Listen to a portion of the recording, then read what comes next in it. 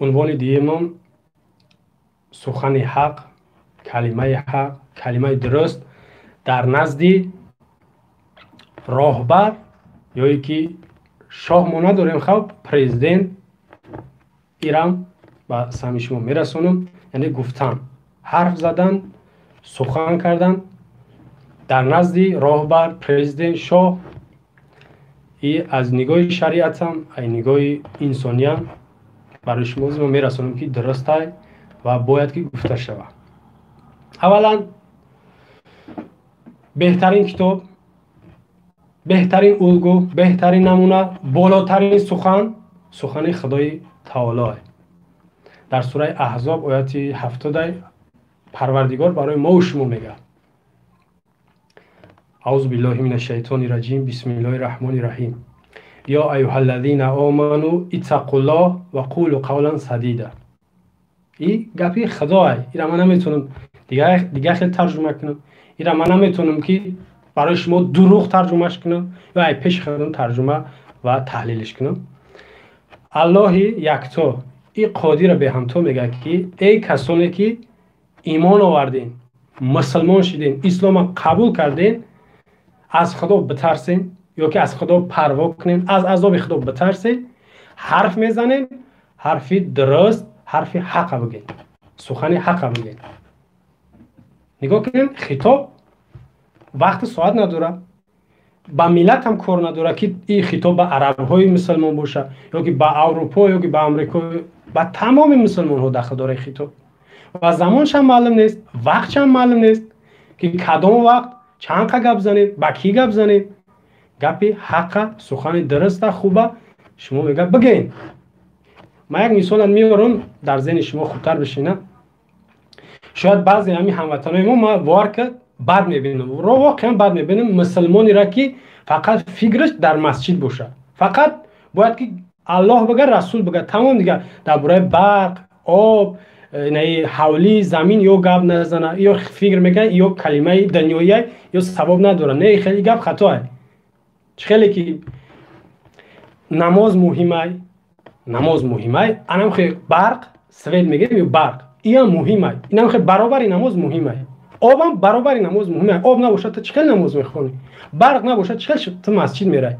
میتونی رفته در ترکی میره. ما یاد دارم که چندین امو بابامون میگفتن یا که بعضی همون کلانترامون شنیدم یا دیدم میرفتن در تاریکی، اینا این تاجیکستان سوید نمیتن کو میزد لینکشون میشکه سگ میگرفت، چون برای برق نیست در ترکی هم خیلی دیگون درنی آب میزدن. چی من نماز خونی میرم، من مسجد میرم. آخه رفتن بگی آخه او بگیم پرابلم ایته کاری تو بعضی نمیروند چی میگن اون اوجا او خیلی راه بیزی بای برق نیسته دیدین سایرش هم میگیره. یعنی خلاصه همین را بدونه که نماز خیلی مهمه، برق هم مهمه، آب هم مهمه.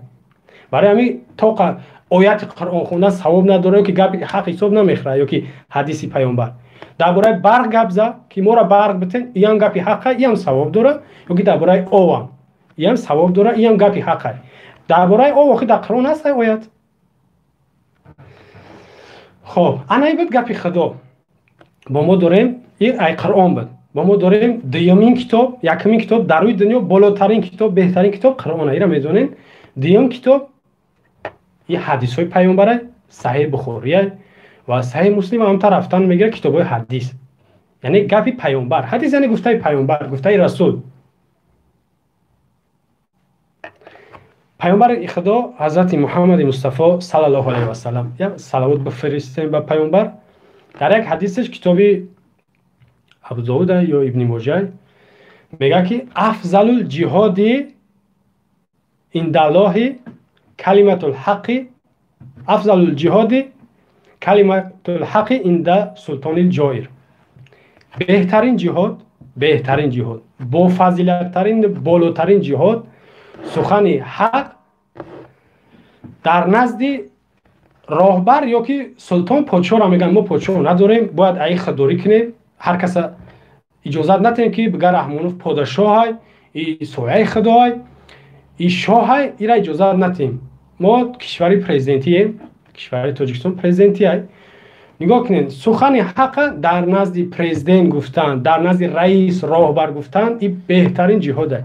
جهاد خیلی میدونه که فضیلت بالا و بهترین، یعنی امر خدای، بهترین دستورات پیامبرای، بهترین جهاد میگه در نزد پادشاه یا سلطان یا پرزیدنت، رئیس راهبر، کلمه حق گفتن. نگاه کنید، یک سخن کوتاه که معنیش چند قدر کلانه. با میگم که در اینجا نگفت که کی برود سخن حق در نزد پرزیدنت بگه. اینجا کی گفته این گپ نیست. البته حدیث با مسلمان ربط داره و اگر که بگیم که مسلمان هم نباشد، در اینجا نگفت حتی که برادرای مسلمان. نگاه کنید که گپ حق امروز غیر مسلمان ها میگه، غیر مسلمان ها میگه. در اینجا نگفت که کدام قوم بگه، یعنی زن ها بگن، مرد ها بگن، عرب ها بگن، عجمی ها بگن گپ حق در نزد سلطان، در نزد پرزیدنت. گپ پیامبر منطق شو ببینید. بهترین نفری است که گپ حق در نزد امام یا که راهبر یا پرزیدنت بگه. بهترین جهاده. اینا مرحمت، گپ پیامبره، گپ من نیست.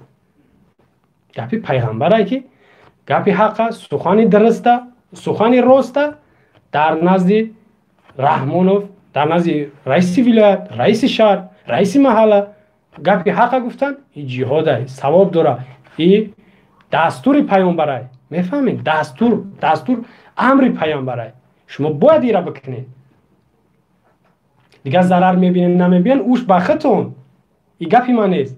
اینا شاید بعضی هستن که شما را وسواس میکنن که او شما را میگه خودش نمیره یا که خودش نمیکنه. این گپی پیامبر ما برای شما رسوندم. شما دیگه حوالتون به خدا چیزی بود ایرا ایدانی ملو نمیشنوین. شنویده هستین؟ بیارین یک نوار. ما راستی نشنویدم که یک ملای تاجیکستانی را در نظر دارم. یک ملای تاجیکستانی همین حدیث گفته باشه. میترسم. واقعا جرأت ندارم، غیرت ندارم، میترسم. نگاه کنین، ما یک خطاب کوچک میکنم، یک خورد خلاصه درباره چند ملاهایی که ای منبر پایانشون کردن یا که دورشون کردن، محرومشون کردن. دیگه اینا را شما دعوت به حقیقت نکنین. ما چند بار مراجعت کردم شخصا ما، اما دیگر از امروز به بعد ایوا فقط یک خواهش دارم، اونم دیگر وا چی نکنن، حقیقت نگن، امر معروف نکنن، فقط ای پای زندگی خودشون شون، به حال خودشون بمرن، این دنیا برون. برای چی؟ برای او گپی حق نگفتن در مقابل ما، یعنی حقیقت گفته ها یا که آزادی خواه ها و برآمدن ظالم دفاع دارن. خیلی گفتم گپی خدا و رسول شما بگین، این وظیفه شما، اینه که نمیگه اینا ما مجبوریم بگیم. اقلا گپی حق نمیگیم، با میگم که بهترین خدمت شما در ملت شما خب کنین، در ما خونهاتون به عبادت خدا توبه و زوره کنین، خدا ببخشتون. برای شما باید عمل حضرت بلال باید شما تجربه کنین، امام ابو حنیفه را تجربه کنین. شما نقل میکردین یا شما شنیدگی هم، شما خودتون چی باید تجربه نمیکنین؟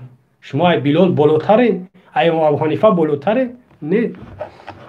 برای همین یا حقیقت نگنم بهتره. با میگم که اینجا در رحمان به یک راهی دیگه داره، یک نقشه دیگه داره که وقتی ملاها بگن مردم ما زیادش به گپ ملا میکنن، میخیزه.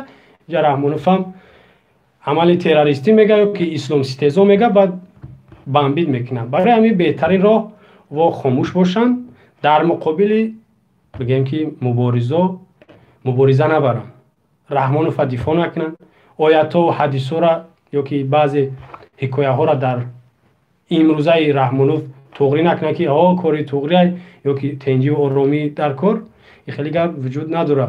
یک ملای دوجبرش چندین بار شد و گذران، واقعا گذران، ما نفرتم زیاد شد. در یک صحبتی مخصوص دارم درباره اعتراض میتین یک صحبتی مخصوص تیار دارم. در همون صحبت من درباره گپ میزنم. این گفته بود که ما نوشتم 18 گناه شد یا 25 گناه، خطا نکنم، دروغ یعنی تهمت و فریب شد. در 18 مینوت 25 گناه شد من نوشتم. از اون جمله یک دروغ کلانش همین بود که اعتراض حرامه، میتینگ حرامه، قرآن دا حدیث ها دسته. همین دو آیت ما گفتم، نمی‌هازی دو آیت، یا آیت یا حدیث گفتم. یا آیت یا حدیث. علم های اسلام از اون جمله دکتر قرضاوی را میشناسین و شنیدگی هستین. بعضی از مفتیات عربستان اعتراض انمی آیت امی حدیث قطعی جایز دانستند. اعتراض میتینگه در یک صحبتی ما در باره دارم. بعد این ملای ماشینی که یک ده سخن خوبانی گفتنیم تا اونجا میرسونم شما. نگاه کنید حدیث آیت قرآن خوندم، حدیث پیامبر را گفتم. دو قصه قرآن پاک از قرآن عظیم الشان برای شما بیارم. در زمان ابراهیم علیه السلام پادشاه بود و خیلی پادشاهی گری بود و نامی نمرود. ابراهیم عمکش بعضی خیلی بحث ها هست در این باره که بعضی میگن پدرش آذری بود تراش بود، کارخانه کلان داشت، بود میتراشید، هیکل. پدرش دعوت کرد. انمی سخن حق حضرت ابراهیم گفت در مقابل پدرش. خورد بود، کوچک بود، مایده بود. گفت وقتی که خیلی چند سالی که دوام کرد دعوتش، پدرش گپش نگرفت و خلاصه اومد آوازه پهن شد. آوازه پهن شد که یک پسر بچه یا یک جوان مردم از خداهاشون از عبادتاشون من کرده که شما خدای یکتا دارین یا خدا نیستن هیکلا. آوازه به قصر پادشاه رفت، به قصر نمرود. نمرود فریادش کرد. در حال فریادش کرد یک چیز شما همینجا بدونین بفهمین که غیرت، همت، انصاف نمرود یا فرعون بالاتر از همت، انصاف، غیرت رحمانوف. باور میکنین شجاعت رحمانوف، انصافش، وجدانش یک مورچه کو مورچه اونم هوج میکنه انصافش. نمرود فریادش کرد. گفت فریادش کردین کو بیا چی میگه؟ وقتی حضرت ابراهیم به قصر نمرود آمد، نمرود با مشاوراش، وزیرهاش، بعضی از همون اعضای حکومتش ششتگی بود. گفت چی گفته است در مردم؟ گفت که من مردم به طرف راه راست دعوت دارم. سخن حق در مقابل پادشاه ظالم. نمرود ظالم بود، رحمان هم ظالمه، هیچ فرقی نداره. فقط زمانه تاریخ وقت چون فرق میکنه. حضرت ابراهیم گفت که من خدا یکتا قطعی مردم میخوام شناس کنم. حضرت ابراهیم وقتی که گپ گفت، نمرود چی گفت؟ گفت خیلی خدا؟ گفت همون خدایی که هو یحیی و یمیت، زنده میکنه و میمیرونه، مرگ هم میته انسانه. نمرود گفت من کارا نمیتونم کرده. فرمان داد یک نفری که حکم قتل بود در گردنش، یعنی اعدام، گفت نکشینش، آزادش کنین. گفت ندیده نمیاز میمرد، من را آزاد کردم، من کارم کردم میتونم. یک نفری که آزاد بود در کوچه میگشت، گفت برین را بکشین، اعدامش کنین، دار بکشین. رفتن کردنش. گفت دیدی من هم میکشم زنده میکنم. ای گفت کاری نیست که تو او خدای را میگوی من دستم میاد.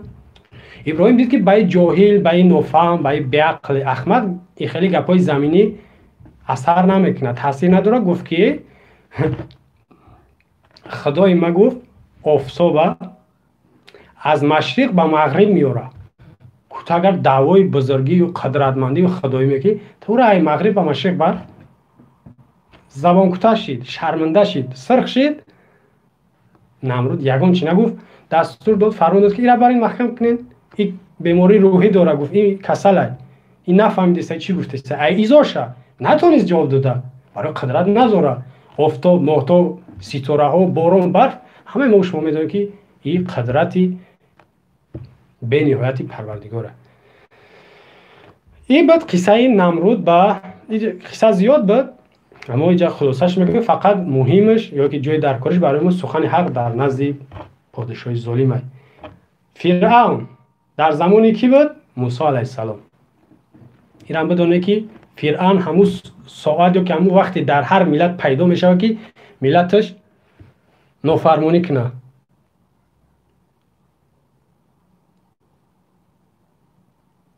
خب یک برادر نوشته این را با جواب میتم. فرعون در هر قوم، هر ملت وقتی پیدا میشه که ملت سرکشی کنه، نافرمانی کنه، از اسلام و که گفته های خدا دور شوه، خداوند یک فرعون در وا میفرسته. اما وقتی چاپلوسان کو میگن که ایرا خدا فرستاد، راست میگن، یک طرف گپشون درسته. مردم ما و شما از اسلام دور شید یا که با گناه ها و با فساد دست زد، خداوند فرستاد یک ظالمه به نام رحمانوف امام علی.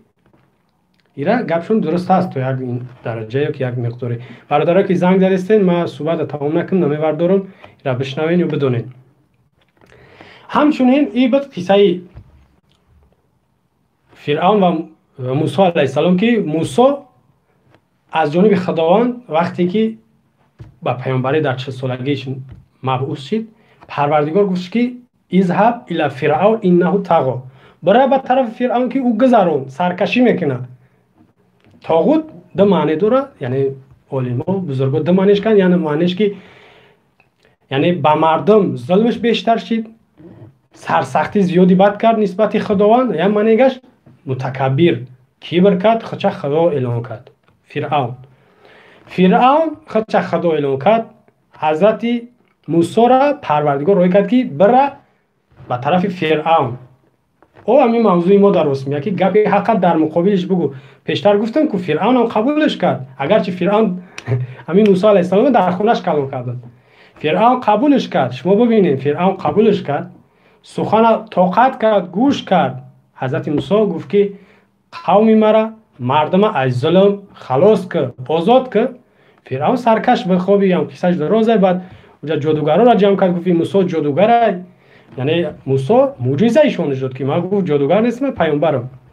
ما فرعون طاقت کرد، صبر کرد، حقیقت گوش کرد. نگفت که او حق میگه یا که او ناحق بکشنش، تماما نزد این ما نیا. دیده که غیرت یا که انصاف یا وجدان فرعون از امام علی بالاه. امام علی میکاره کرده تا امروز گفته که هموطنایی که مرا نمیخواهین، من معقول تو نیستم، مرا بد میبینین، بیاین من قطعی شما صحبت کنم. من نمیرم قطعی صحبت کنم. نفری هستن که میخوان صحبت کنن، کده میکاره نه، میگه او خواهی نه، او نارامی رو میخواه بزنینش و دشمنش کنین و بکشینش یا زندانش کنین. این بعد قصه های قرآنی، البته چند قصه دیگه هسته، اینجا وقت زیاد میشوه.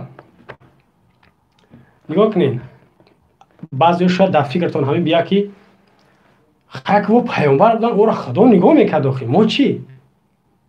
ما یک چند مثال از ملت خودمان، از زمان خودمان، اون هم در 4 سال آینده نزدیک یا که گذشته، همین 4 سال گذشته میارم. این البته نوارهاش، عکسهاش در نظر رحمانوف هست. خوب دقت کنید به رقم ها. کدام نمره را اینجا برادر نشتن که نمره را تکرار کنه بچه. خب نگاه کنید، رحمانوف سفر داشت 1 دکبر 2016 با چخیا اروپا. پنهانی بود، سفرش پنهانی بود. تا 2015 را سفر نکرده. 1 هفته پیش، قریب 2 هفته پیش، اما خیلی تنتنه قطعی اعلام میکنن که رئیس جمهور اروپا میره، امریکا میره، مسکو میره. اما 2015 این طرف میدونه که مخالفا، مبارزا، آزادی خواه زیاد شدن، پنهان میره. هر جایی بره پنهانی بجایی میره، سکرت میره. 2016 ماه دکبر، 1 دکبر بعد چخیا رفت، پراگ رفت. مبارزه ما و شما، آزادی خواهای ما و شما، سخن حق میخواستن در مقابل ظالم بگن، برسونن. چیکار کرد؟ 1 دکبر 2016 پیش ای خودش برای نگهباناش روی کرد که برین او را دشمنشون کنید، برین از اونجا پیششون کنید.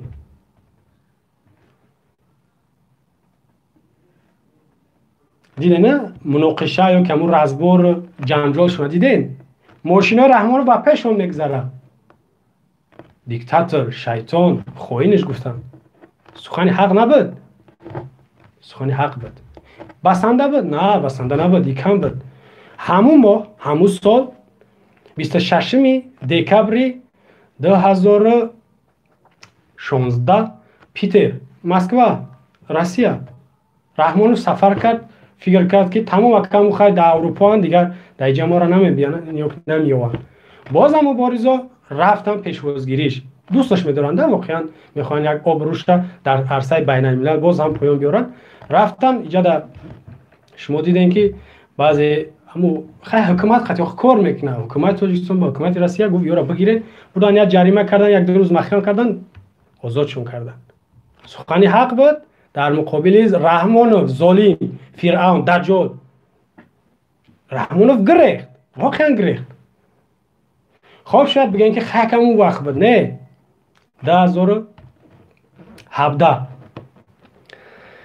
2018 رحمانوف 2 سال یا که من ندیدم یا که واقعا نبود، همین چیز واقعا یا که نبود، یعنی سفراش من نمیدونم. اما 2019 17 اپریل سال 2019 رحمانوف پنهانی باید باشه، اما چند بار گفتم تکرارا میگمش، وقت ساعت چه روسیه اعلام کرد که رئیس جمهوری تاجیکستان میاد تاریخ 18 اپریل 2019. حکومت تاجیکستان تماما رسانه‌اش را اعتراف نکرد که رحمانوف نمیره. یک هفته موندن گفت رحمانوف میره، اما ده 18 نرفت، ده 17 رفت. باور میکنین 17 اپریل رفت، هیچ که پیشوازش نگرفت. باید هسته پیشوازش نگرفت هیچ که. وقتی یک رئیس جمهور میره باید یک رئیس جمهور پیشوازش بگیره. با اون فرودگاه را یا که اقلا سروزیر داره، معاون اول اقلا معاون نداره، یا که سروزیر نداره، یا که وقت نداره، وزیر کارهای خارجیش بیا یا یگان تشنه بدن. یعنی آبرو نداره، آبرو رحمانوف نداره. انا نگاه کنید در همین جمع مبارزا آزادی خواه از جانب حرکت سیاسی گروه 24 در گفتگی هم در این جمع بازم به نزدش رفتن. میدان سرخ دیدین که همون چه نشر شده بود یا که نوار صورت ها بدن. دیکتاتور رو خوبتر بشناسین، شعارشون سخنی حق در مقابل رحمانوف. شاید بگین که خیلی تمام بمون، نه. 6 نوامبر 2019 در شویتسیا یا شویتساریا بود یا شویتسیا، کشورش کمی شاید خطا کنم. نگاه کنید رحمانوف پنهانی میخواست که اروپا بروه، اروپا پنهانی میخواست بروه. شما ببینید ترسه او قدر شما روی دست میبردارینش، قدر تعریف نوترسش میگین. با شویتسیا میرفت پنهانی، اما درکش یافتن. رحمت آفرین به اون نفری که خبر میتن از داخل. خب شویتساریا برادر نوشته، خب بگذار شویتساریا باشه، یعنی یکی از دولت‌های اروپایی. برادرها با استقبالش رفتن. نوارا با میگم صورت‌ها رسانه‌ها ده هسته، از اون جمله در نزد رحمانوف همه یا هسته، همه در نزد، یعنی در خاطرش میمونه. یا از اون جمله در صفحه ما را پیدا کنید، میتونید نفرایی که اگر باورتون نیاد که ندیده باشین میتونید ببینید. شویتسیا در رفتن نیافتنش، گریخ جوش علیش کرد، گفتن تمام خیجا نمیایم. یک سفر دیگه داشت از شویتسیا فرانسیا پاریس، در پاریس هم رفتن پشتش. ببینید شهروندان یک نفر عادی پرزیدنت هم میکن رفته پنهانش در یک چایخانه بود یا مهمانخانه، رفته پنهانش در زیر این همو بینا فیروزش کنه که بفرو. نفر اومد ترسون چی کرد؟ بعد میگه که پرنت پیش گپ زنی، خب میکریزه او بیا. بعد او یک جنجال هم شید، زورشون اومد، واقعا زورشون میاد، سخته. یک نفره که در تاجیکستان نمیمونه که پاش در روی خاک در روی زمین برسه، قولینش میمونه، نمیدونه دستور بشونده تای پاش مونه. در پاریس خیلی شرمندهش کرده. خب شاید که بگن تمام نشید. رحمانوف هم قدر شتک خورد با همون پوست یا که همون ماسک نقاب هم میکشه، باز دم گرفت. 2020 یعنی یک ماه پیش، یک ماه شید یا نشید، ایران دعوتی روسیه بود و مسکو دعوتش کرد که بیا در پرد یا که همون جشن 75 سالگی غلبه اشتراک کرد. رحمانوف خیلی نگفتن نمیتونه. وقتی رفت میدانست که در اونجا انتظارشن، میدانست که ایران پیشوازی گرم میگیرن. وقتی که رفت برادرای ما شما اینا نشونش هم میای یک نشونش که تو زیرا ای پشتی رحمونوف در زندان شدگیان، یعنی 15-20 روز یا 30 روز هم قدر گپی نیست برای رحمونوف شرمنده کردن. حتی 1 سال 2 سال شدنی اما چه قهرمانیه. رفتن پیشوازگیری ورقا تقسیم کردن در میدان سرخ، اون دیدن دسته سگ بچه اومد شما آبروی را نریزونه. میخواستن سخن حقا بگن، گپ دهن میبره میرود، دهن اینجا میرود. سخن حقا در مقابل امام علی زدن چیه؟ بزرگترین جهاده. دیگه نگو مرا автоматم نمیرسه، مرا تانکه بتین، مرا ورتالیوت جنگی بتین، یا که با گپ نمیشود. گپی پیامبر ما گفتم، میفهمین؟ گپی من نیست، گپی پیغمبر و حتی گپی خدا را گفتم. گپی خدا شو باید همه تسلیم، گپی خدا شو همه باید تسلیم، سرش خم گپی خدا. در جایی که گپی خدا نشوه، گپی رسول نشوه، او گپی مخلوق چی در کار؟ گپی مخلوق باید دور پرتافته شود. اینجا هم یک خاطره ما برای شما برسونم که چاپلوسا اوزی کم شده اما باز هم میره تکرار میکنن، در گوش مردم میخوانن که وای دور گپ میزنن بیان در تاجیکستان. همین مثالا رو ما برای همین آوردم. رحمونوف چی با گریخت جوگایی پنهانی اروپا رفت، روسیه رفت. یاد دارین که در فرانسه که پیشوازش گرفت، واقعا یک میگم که آدم تحقیر کردنش نمیاد. سرداری گارنیزونی فخری فرانسه پیشوازش گرفت، او هم یک زنک بود. در این صفحه ما بدروین، اما صورتش هست، ویدیوش هم شاید بیاین پیدا کنین، اخبارات هست. سرداری قراولیش میگن، قراولی گارنیزونی فرانسه رحمونوف پیشواز گرفت. قدر قیمت رحمونوف بی اقلا اما دیرکتور یا که رئیسی اما فرودگاه را روی نمیکنین، قدر نداره. در نظر شما او بزرگ میتونه، یک فیلم میتونه. بعد همین چاپلوسایی که شما را میگن که وای دور گپ میزنن، این همین سخن حق رحمونوف را میشنوه. این همین گپ زیستن، همین سخن حق در مقابل ظالم. کسی که باور نکنید، یک تجربه کنید، یک نور کنید، بگین امام علی مترا دوست نمیدارین، تمام این هم قدر کفایه میکنه.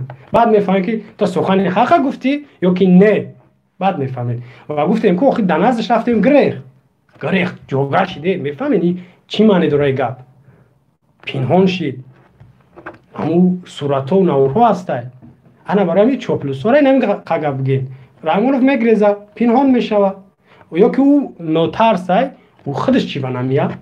اینا شما تا امروز یگون دلیل، یگون نوار، یگون صورت دارین که یک هموطنی ما و شما مراجعت شه در همون درون داخلی قصر با گفته خودش ملت، یعنی قصر رحمونوف دراما باشه، مراجعت که باشه. مراجعت گپی حق سخن درست گفتن نه، مراجعت کرده باشه. شما دارین یک نوار نیست، هیچ کار راه نمیتن چی با او قصر رحمونوف خود چه قصر مردم نیست، برای مردم نیست. تو